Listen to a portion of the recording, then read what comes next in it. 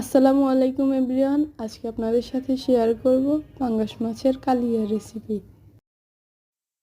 নিয়ে নিব 4 পিস মাছ। এতে লবণ, হলুদের গুঁড়ো, মরিচের গুঁড়ো, রসুন বাটা, সরিষার তেল দিয়ে মেখে 15 মিনিট রেখে দিব।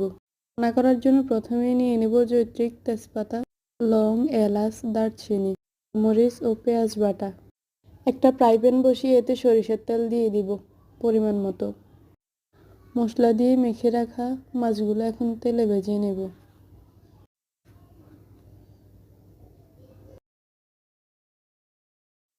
মাছগুলো বেশি ভাজা যাবে না, না হলে কালিয়াটা সুন্দর হবে না।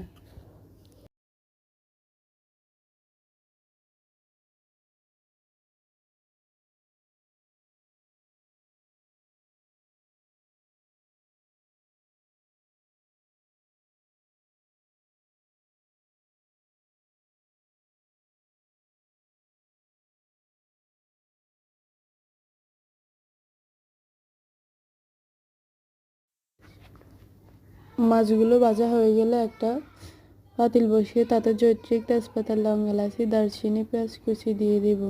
কিছুক্ষণ ভেজে দিয়ে দেব কাঁচামরিচ, পেঁয়াজ বাটা। তারপর দিয়ে দেব রসুন বাটা, আদা বাটা, জিরা বাটা, মরিচের গুঁড়ো, হলুদের গুঁড়ো, লবণ, ধনিয়া গুঁড়ো।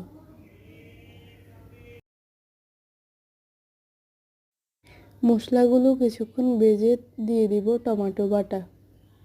আপনারা চাইলে টমেটো বাটার পরিবর্তে টমেটো সসও দিতে পারেন।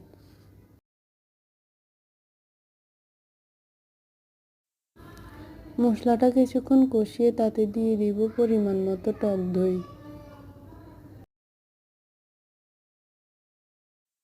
টক দই দিয়ে কিছুক্ষণ নেড়ে তারপর দিয়ে দিব পরিমাণ মতো পানি।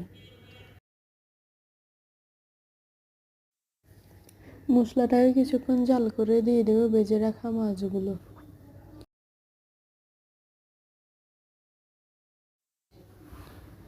মাছ দিয়ে কিছুক্ষণ রেখে তারপর দিয়ে দেব ধনিয়া পাতা। হয়ে গেল আমাদের পাঙ্গাস মাছের কালিয়া রেসিপি।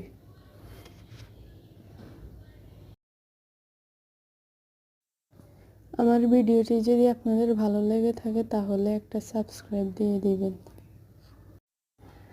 আর আমার এই পাঙ্গাস মাছের কালিয়া রেসিপিটি আপনাদের কেমন লেগেছে অবশ্যই কমেন্টে জানাবেন।